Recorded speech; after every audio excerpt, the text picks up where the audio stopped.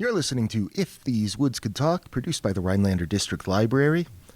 Mark Miazga's back with a new book, barely a year after the last one came out. This time, his research has taken him all over the globe on a hunt for instances of the Hodag through time. Because if these woods could talk, they might tell you stories from other places, too, because they're actually more well-traveled than you might expect.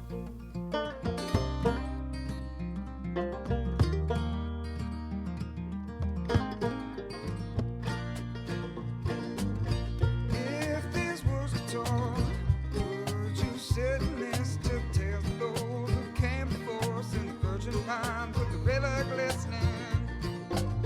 Sit on back with friendlies, share some stories about butterflies, days gone by on the sunset hill of glory.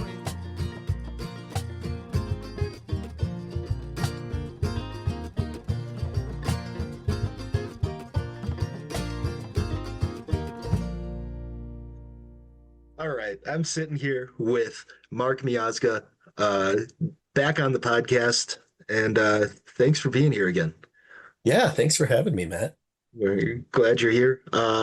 So you've got another announcement just a year after your last book. You've got another one coming out. So tell us about it. Yeah, I'm really excited. This book is a little different from the first three.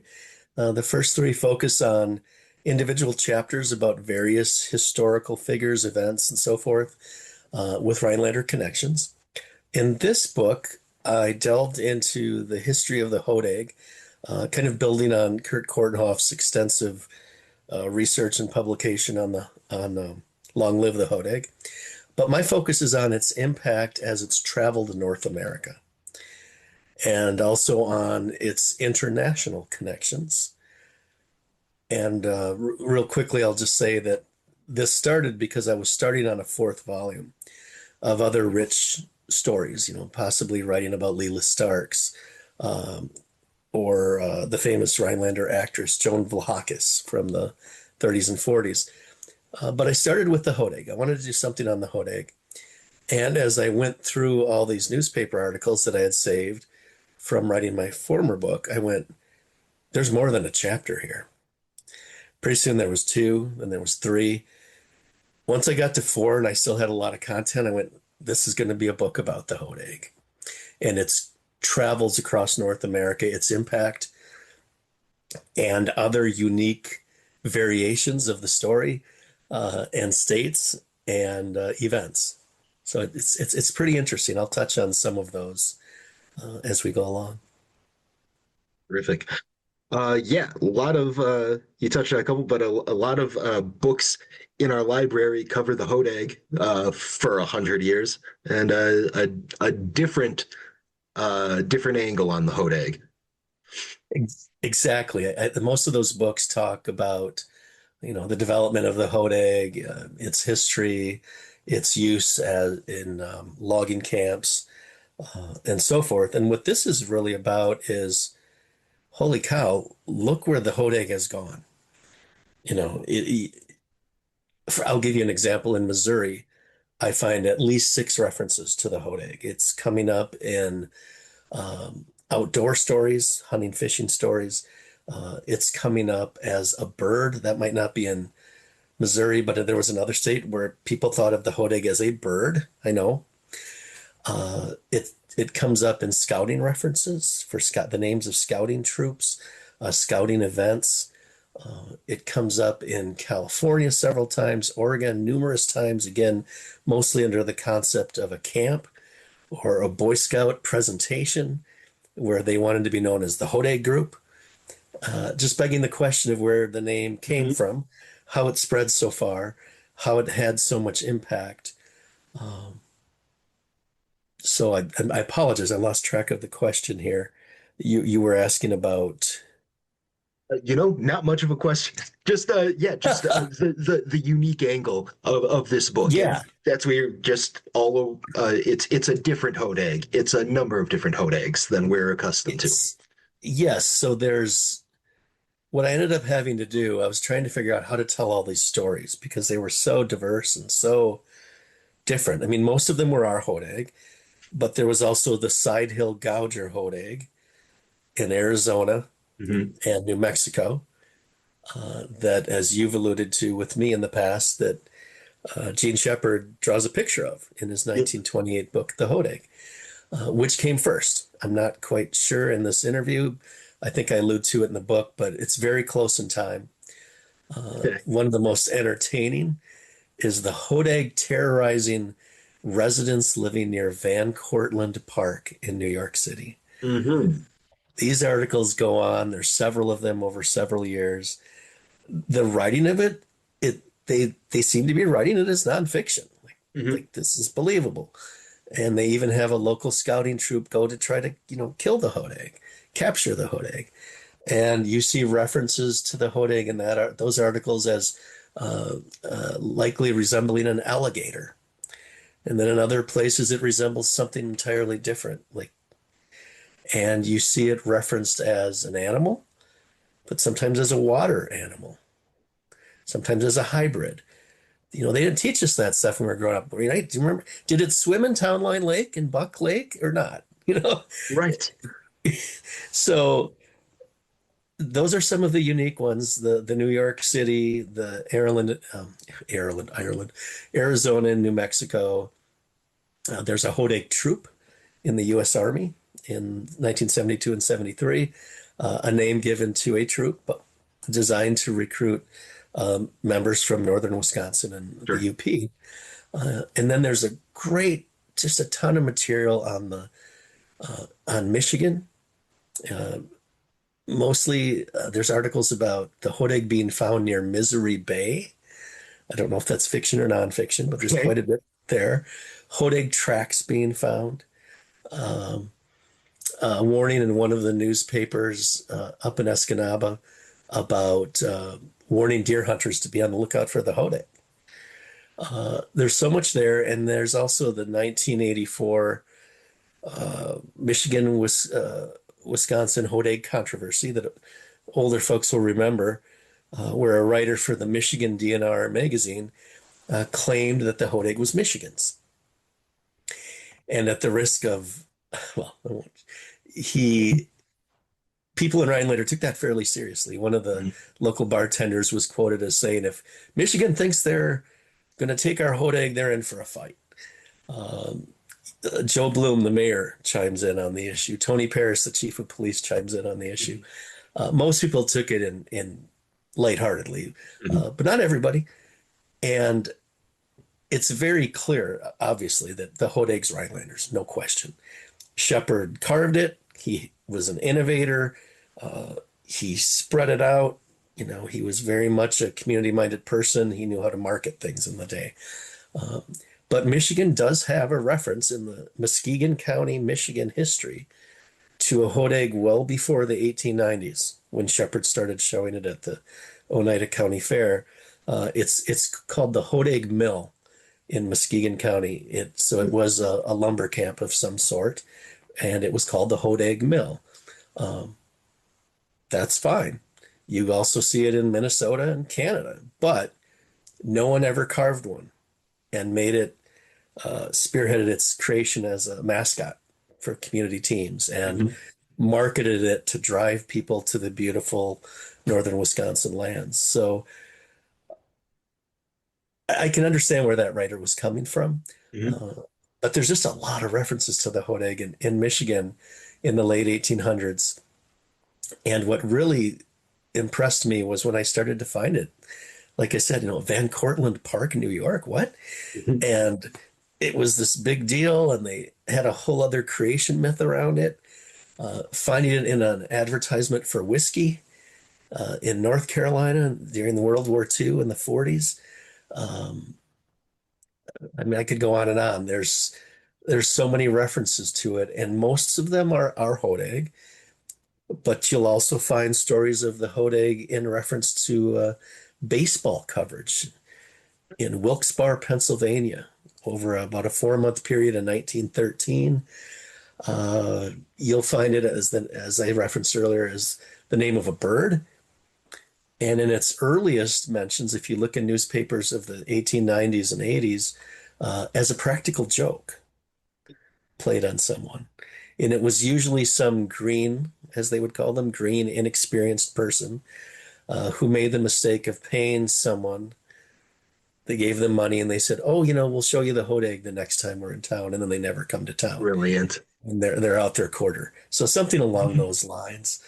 Um, Uh-huh. cou- Couple more, if you're up for it, of the Well, international vein. yeah, let me ask you, when looking for the Hodag, what's the earliest you're seeing mentions of a Hodag? So 1848, Okay. and this is in a newspaper in St. Louis. Uh, and around 1848 and 1849, there's two or three other references. Interestingly, not at all to the Hodag of lumber camp myth, not at all to Michigan, Wisconsin, Canada, or Minnesota. Okay. Are you ready, Matt? Sure. All right.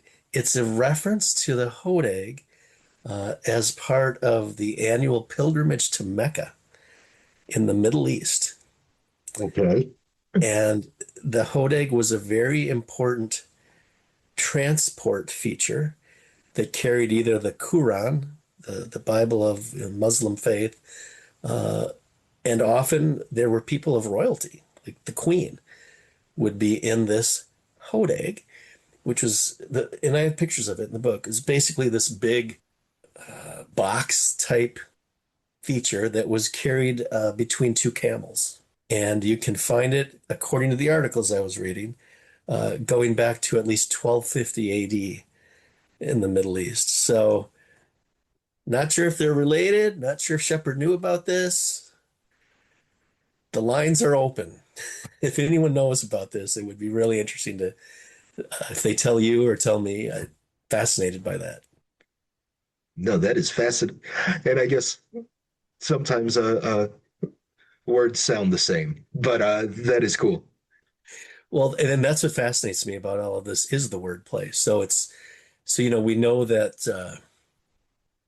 the history of a Hodag, as we know it, grew out of the lumber camp tradition, and then probably before that from the Ojibwe and Chippewa Native Americans that lived in the area. But I don't think anyone's ever really asked, where does the word come from? Mhm. So, when I explain this to people all through my life, I've explained it as a cross between a dog and a dinosaur with all these horns. Mhm. But why is it a Hodag and not a Persic or a Miazga? I don't know. So related to that, to your point about wordplay, here it is, a word in a completely different meaning in the Middle East, going back 56 years. Mhm. And then the other part I found really interesting. I've been a genealogist for about 40 years, trying to track Mhm. Miazgas in Poland and where they ended up in North America. And my mom's side, being English, much easier to do, go way back. But anyway, I went on to Ancestry.com on a hunch. First, I ran Hodag as a first name. It does come up, but not often. Then I ran it as a last name. Mhm. And you find it all over places like Hungary, Austria, a lot of Eastern European countries. Kind of appealed to me since I have a lot of hard consonants in my name with a Z and a G. Hodag is a D and a G. Mhm. Uh, but there was Americus Hodag, there was Dolly Hodag, she was in the US. All sorts of people with the last name Hodag and birth records, baptism records, and so forth. And that really threw me for a loop. I really didn't think I'd find it as a last name, much less validated. It's one thing to say, oh, meet someone on the street who says, yeah, the Hodag was a old Russian name, blah, blah, blah. But to Mhm. see it in these actual civil records or Yeah. church records, well, you don't get much more official than that. So, Right. so fascinating. I hope one day to know exactly how the name came to be applied to this beast. Yeah, I always think of it as like the best example I know is what we know of as genies, that mythical being that was originally known as a jinn, a Djinn in the Middle East, and that's the etymology of genie is I didn't know that. it changes languages and it gets adjusted slightly. And of course, what we think of as a genie is not the same as the jinn. Um, but wherever this word Hodag came from, if it's Finnish, which is an absurd language, then who knows how many I's in a row are in the middle of the word Hodag. But some wild spelling, it would just be I don't know how you would trace it if someone didn't spell it out for you 120 years ago. So, Exactly. And that was even one of the challenges I had in these references because sometimes the language around the story was in Arabic and I could see the word Hodag, but the rest of it didn't do me much good. But then I could usually find the language somewhere else. Um, and I talk about it quite a bit in the book, mainly so people, if they want to do their own homework or own research or go deeper with this, they know where I went. mhm. They have a starting place, which is a lot more than I had when, seeing it in 1848 just made me scratch my head. I was like, well, wait a second, that's 35 years before it gets shown, 35 or 38 before it gets shown at the Oneida County Fair. That's even before it shows up in the Muskegon County, Michigan history as a lumber camp. What's going on here? And I thought, oh, this must be a misspelling, right? Because every now and then when you search online records for newspapers, you'll get things like Hodges as a last name or Holmes. It's 5 letters. Holmes has 5 letters and has an HO. So does Hodag. And Yeah. in some of these, we discussed this previously about how those impressions online, whether it's photos or sometimes even text, don't always show up with a lot of clarity in print. Mhm. But yeah, it was there clear as day, and I was able to find visual images of it and validate it that way. And then I found it in literature. I was like, okay, Mark, we've got a big story here, Egypt Yeah. and the Hodag. So yeah, the book is about 5 or 6 chapters on North American references. I think I do a chapter on Egypt, uh, a chapter or the introduction about the Native American history, a little bit about Kurt's book, Kurt Kornhoff, who wrote Long Live the Hodag. Uh, and then I close with a lot of kind of random unique references like Harry Potter. There's a rock band that has a video where they're driving a hearse and the license plate is HODAGG, 2 G's. Well, where did that reference come from? Uh, and before I forget, I should do a shout out to Megan Kortenhoff, Kurt's daughter, who did an amazing job with the typesetting and created a visual Hodag for the cover that is beyond appealing. These are skill sets I lack, and she's a very talented, gifted, and committed person. I believe she's an architect and very skilled in these other technical skill sets that I lack. So it takes a group to get all this kind of thing done. You need someone who can do that. You need an editor. You need a writer. You need the researcher. You need good people in Rhinelander to spread the word and places to sell it at so you can make your money back. Um, but yeah, that's kind of how it's set up. And I think people will really enjoy the read. It's very much, things like we travel now to 1914 Nebraska and Lincoln, and here's where we're at. Now we're going to go to 1923 in this town, Nebraska. Next, we traverse to Montana to the Hodag Creek in the Bob Marshall Wilderness area. By the way, which I did a ton of research on, and I'll leave it for the book. But the Hodag comes up in a ghost town in Montana, in Rydell, Montana, for some reason. How in the heck did it get there? I'll always wonder who from Rhinelander moved to these places, visited Rhinelander. In British Columbia, there's a Hodag Lake. Okay. I've done a little bit of work on that. I posted it on the Facebook Rhinelander site years ago. It comes from a University of Minnesota collection where I work. And the theory is that one of the people, these botanists who are doing all these tests around the lake and plants, probably had some Rhinelander roots. Sure. So we'll never probably know who they were. It's doubtful those stories get to the third or fourth generation, but they might be out there. People may be able to say that was my cousin Bob who took that story out to Canada or wherever. You know, it's probably a case of not me personally not understanding statistics, and I don't. But it just always seems to me that a disproportionate percentage of people outside of Wisconsin know of Rhinelander.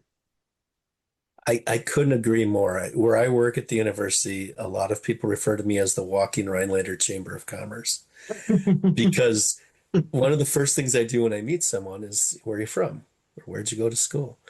And invariably, I can work in Rhinelander in about every third conversation. They have vacation there, they've fished there, they have a relative who has a cabin there. But I've met just as many people who say, oh, my neighbor worked there back in the 70s.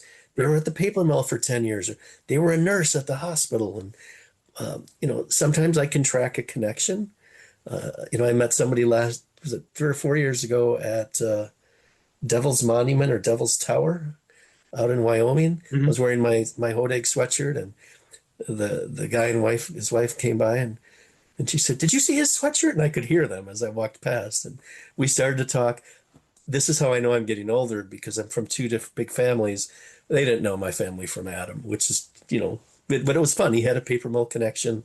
I think she worked in one of the offices at a bank or something. So it's there, to your point about statistics, and that's a little bit in my field because I manage a survey research center. So we do a lot of data analysis, write reports. I will always believe we have the most unique references. I mean, just in the 30s, there's a period in the 30s where you've got, Johnny Kotz leading the Badgers to the state championship with the one-handed push shot, which was new. No one, there was a few other places in the country using it, but it was novel and new. You've got Edgar Apperson, with his Apperson 8 sports car, who Apperson Road is named after in Newbold, and he's around. You've got Harry Lester, the ventriloquist. You've got Helen Onsen playing professional women's basketball. That's not typical for a town of 8,000. And you can go on from there. And when I meet people from places that are a similar size, places like Hibbing, Minnesota is around our size. Other suburbs, they're always amazed. Altoona outside of Eau Claire. I'm not looking to compete with these people, but I would challenge. It would be a fun challenge if the chamber or any other group wanted to say, per capita, right? Statistics, for every 1,000 people, can you name as many famous people who called Rhinelander home? Yeah. And I'm not suggesting people chase fame. Fame is certainly, money, fame, I think are overrated. You need a certain amount of money, you need health insurance, but beyond that, I think a lot of those things can cause more damage personally than harm. And, but I'm just saying it's pretty unique. It's pretty novel. We've got the rural comprehensive zoning ordinance outside of the courthouse. I hope I get this right. I believe we were the first community either in the state or maybe in the country to bus students in from the country into city schools. Okay. We've got it going on. Yeah. We really do. Even now I talk about our school district. And when I was in college, I told people that we had Latin, and they said, well, you must have gone to a really rich high school, like outside of Milwaukee and stuff. And I'm like, Rhinelander? And they were like, what? And this person was from Merrill, and another person in the room was from Point. And they're like, our public schools didn't have Latin. They didn't have organic chemistry and all these advanced chemistries and Greek and Roman history. And I was like, damn, go school board of the past, shout out to them and their service. We were lucky, I think, in a lot of ways. Well, so the book is coming out soon. When are we unveiling the thing? Saturday, May 16th at the Hodag Heritage Festival. I'll have a little stand there. I'll be there all day selling the book.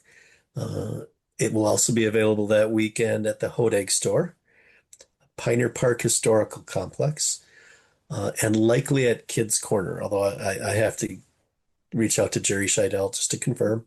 And then I'll also have it on Etsy.com. All right. Good talking to you, Mark. You too, Matt. Have a good night. You too. Thanks again to Mark for talking to us. His upcoming book is called The Hunt for the Hodag in History.